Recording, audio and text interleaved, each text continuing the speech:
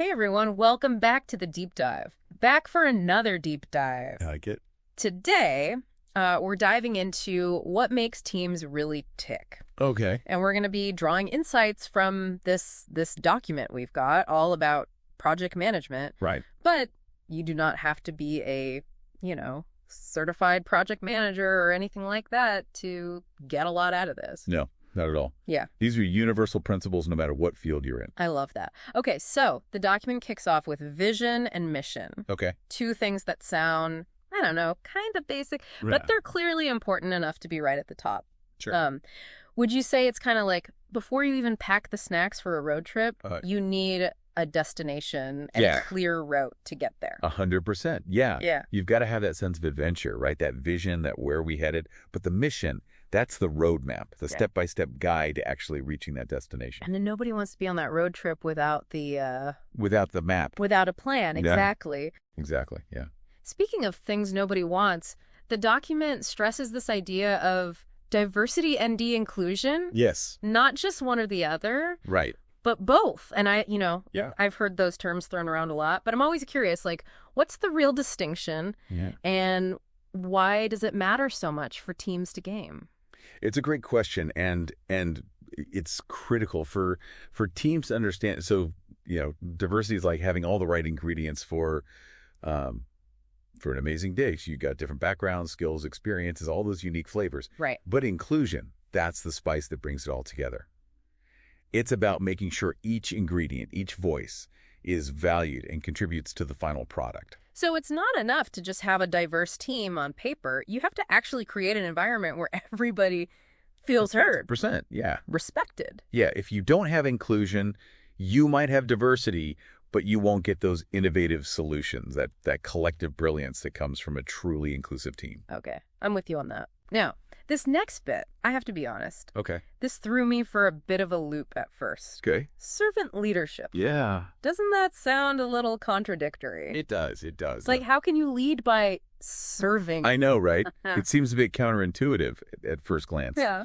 But stick with me here. It gets really interesting. Okay. So the document breaks down servant leadership into 4 key tenets: empathy, listening, empowering others, and building a strong community. Okay. I'm intrigued. I need a little more. Okay. How does that translate into action? What does it actually look like to lead with those tenets in mind? Yeah, you know what? Let's make it practical. Okay. Let's take empathy, for example. It's about truly understanding the perspectives and challenges of your team members, not just seeing things from your own point of view. Okay. It's about stepping into their shoes, really trying to see the world through their eyes. So you're not just there to tell people what to do. Right. You're really trying to understand where they're coming from and use that to be a better leader. 100%. And good listeners, they're not just waiting for their turn to speak. They're actively engaged in understanding the message being conveyed. Oh, that's good. They're present, they're attentive, Yeah. and they're really trying to grasp the other person's perspective. So it's about like really listening. Yes. Not just waiting for your turn to talk. Exactly. And then there's empowerment. Okay. This isn't about, micromanaging or looking over everyone's shoulder. Right. It's about giving your team the autonomy to, To make their own decisions. exactly, to take ownership of their work. Right. Like they have a stake in it. Yeah. Think about it, like Netflix. Okay. They empower their employees Yeah. to take vacation time I've heard about that. Yeah. without needing approvals. Wow. That's powerful, right? That's a powerful message to send. Exactly. It's about creating an environment of responsibility, Okay. not just a rigid set of rules. Yeah. So you're not just like clocking in and clocking out. You're really part of something. Exactly. Yeah, you're owning your work. Okay. I like that. And finally, we have community building. Okay. This is so important. Yeah. A servant leader creates that sense of belonging. Yeah. Like we're all in this together. It's like you're all part of a team. Exactly. They break down silos. Right. No one's off in their own little corner. Yeah, they encourage collaborations, celebrating successes as a team. Okay. So it sounds like servant leadership is less about being at the top Yes, and more about creating a level playing field. exactly. It's not about power and authority. Everyone feels valued, Yes, supported. yes. And this reminds me of a story Okay. about Tony Hsieh, Okay. the late CEO of Zappos. Right. Yeah. He was a huge advocate for this style of leadership. Wait, really? He believed in empowering his employees. Okay. He would even let them handle customer service their own way. Wow. Which led to, those legendary Zappos customer experiences. Yeah, it's amazing how a company's leadership can actually, be felt by the customer. 100%, yeah. Yeah. It trickles down. It does. Yeah. Speaking of styles, the document dives into a few different leadership styles. Okay. Like directive, collaborative, servant, transformational. Yeah.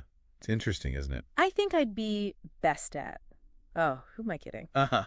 I can barely choose what to have for lunch. That's the thing, right? There's no one-size-fits-all Right. when it comes to leadership styles. So you're saying you can't just pick one and stick with it? Exactly. The real skill is adaptability. Mm-hmm. Knowing when to take charge. Okay. When to collaborate, when to empower your team. So it's like, what's that animal? A chameleon. Yes. A chameleon, but for leadership. Exactly. Think of it this way. During a crisis, right? Okay. A more directive style might be what you need. Makes sense. To make those quick decisions. Right. Got to be decisive. But if you're trying to be innovative, yeah, a collaborative approach is probably going to be a better fit. Okay. So different situations call for different approaches. Exactly. Yeah. And remember, servant leadership. Yeah. Incredibly powerful for building a strong team culture. Okay, I like it. Yeah. Right. It's like building that foundation. It is. Yeah, it's about the people. Thinking about these different styles, we've all had good bosses, bad bosses. Oh, yeah, for sure. Have you ever had a boss who was way too directive? Oh, yeah, I've been... Or the opposite, so hands-off. Right, where are they? They're never around. It makes you realize how important it is to be, self-aware as a leader. You have to know yourself, yeah. And to realize that, you know what, different situations call for different approaches. 100%. Okay, let's shift gears a bit. Okay. This document also talks about a team contract. Right. Or a social contract. Yeah. Which, I have to be honest, at first I thought this sounded kind of intense. Huh. Yeah, I can see that. Are we signing our lives away here? No, not quite. Okay. It's not legally binding or anything like that, haha. Okay, good. Think of it more like just setting some ground rules at the beginning. I like that, yeah, setting expectations. Exactly. How are we going to communicate? Right. What are the deadlines? What kind of behavior is, acceptable? So it's we're all playing a game. Yes, yeah. Here are the rules. Let's play fair. Exactly. It minimizes misunderstandings and disagreements down the line. Yeah. No one can say, I didn't know that was a rule. Right. Exactly. It's all out in the open. Transparency. Yeah. Okay. Brace yourself. Okay. Haha. Because the document also mentions... What's that? Reward systems. Oh, right. Yeah. Oh, no. Important, but maybe not the most exciting topic. It sounds a little, I don't know, corporate-y. Right. But it doesn't have to be, It's not just about bonuses and promotions, although those are important. Sure. It's about how do you, as a leader, make your team feel appreciated.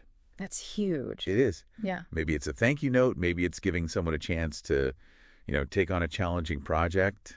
Give them more responsibility. Exactly. Or just acknowledging their hard work publicly. Oh, yeah. I mean, sometimes that's all it takes, right? Sometimes the smallest things It's true. go the furthest, yeah. Little things make a big difference. And, one thing the document stresses Okay. is that there are different things that motivate different people. Of course, yeah. We're not all driven by the same things. Exactly. What motivates one person might not do a thing for another. That's such an important point. It is. It all comes back to knowing your team as individuals. It always comes back to that personal touch. It does, yeah. Understanding their unique sets of, motivators and goals. So you can't just have a one-size-fits-all approach. Right, exactly. You have to really know your people. Yep. This has been like an aha moment for me. Oh, good. I like it. Because I think sometimes it's easy to forget that. Yeah. All right, so we've covered a lot. We have. We've talked vision, mission, leadership styles, even reward systems. It's a lot to cover. I think it's time to tackle the final boss of team leadership. Let's do it. Hit me with it. All right. This document, it dives into this concept of analyzing your team members and your stakeholders. Oh, well, that's a good one. Which I thought was really insightful because it acknowledges the truth. What's that? Which is that not everybody's the same. Right. 100%. Not all team members are created equal. Yeah. We all have our strengths and weaknesses, right? Exactly. And Some people need more guidance. Yes. And some thrive on autonomy? So it's really about figuring out, like, what makes each person tick. You got it. So you can adjust accordingly. Yeah, it's like putting a puzzle together. Ooh, I like that. Right. You wouldn't try to jam a square peg into a round hole. No. It's about finding the right fit for each piece. Love it. Okay, but hold on. We can't just focus on the team. That's right. Because just as important as understanding your team is understanding your stakeholders. Oh, the stakeholders? Yes. The document really stresses this. But for good reason. They can make or break a project. Absolutely. It's like those unexpected detours on our road trip, remember? That's a great way to put it. You could have the best plan, the best team. Right. But if you hit a roadblock you didn't anticipate... It can throw everything off. Exactly. So identifying who holds the most influence. Okay. Who's likely to be on board. Versus who might push back. You got it. That's all crucial. You got to know who you're dealing with. Exactly. And how to manage those relationships effectively. It's like you're not just reading a map. Right. You're reading people. It's a whole different kind of map. Yeah, one with personalities and power dynamics, not just roads. Exactly. And speaking of navigating, remember we were talking about adaptability? It feels like that's crucial when it comes to stakeholders, too. It's essential. Effective leadership is about, reading the room, understanding the needs of your team, but also your stakeholders. And then being able to, adjust. Yeah. So if I'm hearing you correctly, being an effective leader it's less about trying to fit into one specific mold. Right. It's more about being, flexible. Yeah, flexible, adaptable. Adaptable, yeah. You called it being a chameleon earlier. Exactly. You got to be a chameleon. You do. Okay, so we've covered a ton of ground here. We have. From vision, mission, leadership styles. We even talked about rewards. It's a lot. Before we wrap up this deep dive. Yes. What's the one big thing you want our listeners to take away? For me, it always comes back to this idea that leadership, it's not about reaching some finish line. Okay. It's about constantly learning and growing, and not just you. Yeah. Your team, too. You're all in this together. Exactly. And it's about being open to, making mistakes and learning from those as well. Yes, that's so important, being able to reflect and say, okay, what worked? What could we do better next time? Exactly. So it's not just about, knowing the information. It's about applying it. Yes. And becoming better leaders because of it. 100%. Speaking of becoming better leaders. Okay. Do you have any, final words of wisdom? Ooh, words of wisdom. As our listeners, embark on their own leadership journeys? How about this? Okay. Think about a leader you really admire. Okay. Someone you think is incredibly effective. And then ask yourself, what is it about their leadership that really speaks to you? Ooh. What can you learn from them? That is such a good point to end on. I think so, yeah. I'm already thinking about a few people. Right. What I can take, what I can learn from them. Exactly. Well, that is all the time we have for today's deep dive. This was fun. I had a great time. It has been a fascinating look at what it takes to be a good leader. It really has. Keep those brains buzzing. Yes. And those teams thriving. Absolutely. We'll be back soon with another deep dive into a whole new topic. Sounds good. I'll be here.